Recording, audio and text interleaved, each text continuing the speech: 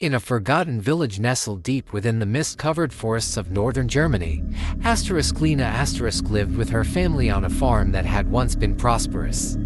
The village, though small, was ancient, and its people spoke in hushed tones. The sun rarely shone, and the air always carried a strange, damp coldness. The villagers knew something was wrong, but no one dared to speak of it. They had lived under its shadow for generations. Lena's family had been struggling for years. The crops failed season after season, the animals grew sick and died, and a creeping despair seemed to hang over the land. The village, once full of life, had turned into a place of whispers and death. The few remaining villagers spoke of an old curse, a dark pact made with the land long ago, but these were just rumors. Until the day Lena found the map. One evening, the village's oldest resident, Herman, with his pale, sunken eyes and shaking hands, handed Lena an old torn map. His voice was barely a whisper, hoarse from years of fear. "There is a garden, Lena, hidden deep in the forest. No one dares go there, but I think you must. The apple tree there. It is no ordinary tree. It has been feeding on the souls of the villagers for years. The curse. It has never left." Lena, though frightened, felt an odd compulsion. Her curiosity, mixed with a sense of dread, led her to decide that she would find this garden to uncover the truth behind the curse. The next morning, Lena set out alone into the woods, following the path marked on the map. As she ventured deeper, the light began to fade, even though it was still early in the day. The trees grew twisted, their branches reaching down like clawed fingers, and the air grew thick, as if something was suffocating the life around her. She finally reached the garden, hidden behind an ancient stone wall covered in vines. The place felt wrong. The very ground seemed to pulse beneath her feet. As she stepped through the thick ivy, she saw the garden in its full horror. The air was heavy with rot, and the ground was soft, as if it had soaked in blood for centuries. There was no sound, no birds, no insects. Just an oppressive silence that gnawed at her sanity.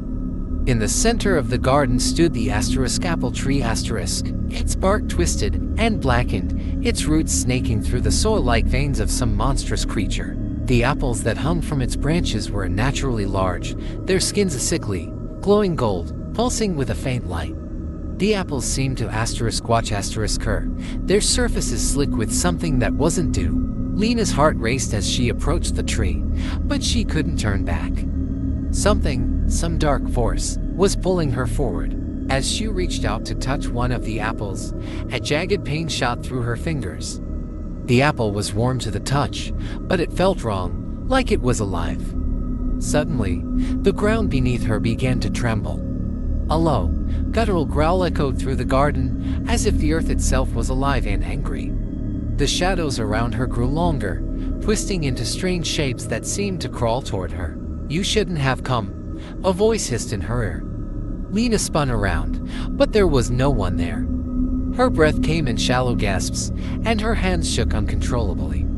She stepped back, but the garden seemed to stretch on forever, like a maze with no way out. With a scream, she turned and dug her hands into the ground, uncovering small wooden box. She pulled it out, her hands trembling. Inside, she found an ancient letter, its paper brittle and yellowed with age. The letter described the curse in chilling detail, how the villagers had once made a pact with a dark entity that lived beneath the apple tree.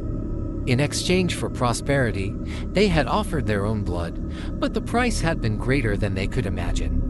The tree had begun to feed on them, absorbing their souls with each apple it bore. The more the villagers ate from the tree, the stronger the curse became. Over the years, the tree had grown monstrous, and those who dared to eat the apples were never seen again.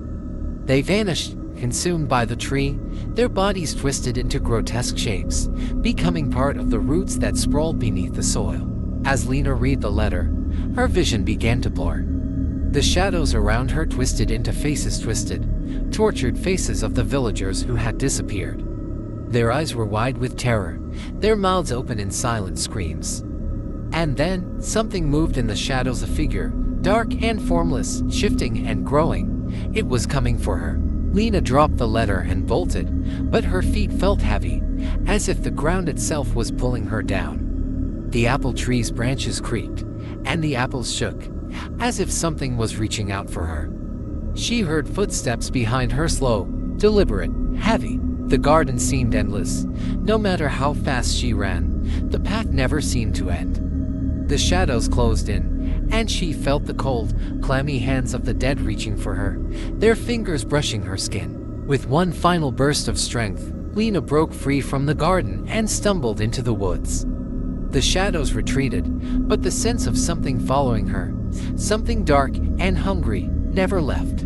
When she returned to the village, it was too late. The curse had already begun to claim her. The villagers, their faces pale and eyes hollow, stared at her as she entered. They knew. They had always known. Lena's hands began to tremble violently. The golden apples, the tree. It was too late to stop it. The curse had awakened again. That night, Lena lay in bed, her heart pounding, the sound of footsteps outside her door. There was no escape. The whispers started again, soft and insistent, calling her name. Asterisk, join us. Become one with the tree. Asterisk. She tried to scream, but no sound came out. The darkness in her room thickened, forming into a shape. A shadow with glowing eyes, holding a golden apple. Lena could feel its cold, clammy touch on her skin, pulling her toward it. And in that moment, Lena understood the true horror.